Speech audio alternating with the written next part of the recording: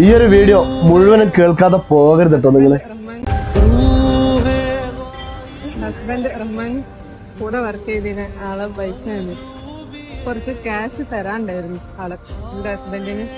കൊറേ ആയി, ഒരു 4 കൊല്ലത്തൊക്കെ മേലെ കൊറേ ആയിട്ട് ചോദിച്ചോണ്ട് നിൽക്കുന്നുണ്ട്. ഇനിയിപ്പോ വേറെ ഒരു വഴി ഇല്ലായിട്ടാണ് ഞാൻ കൊല്ലത്തേക്ക് എത്തിയത്. 1:30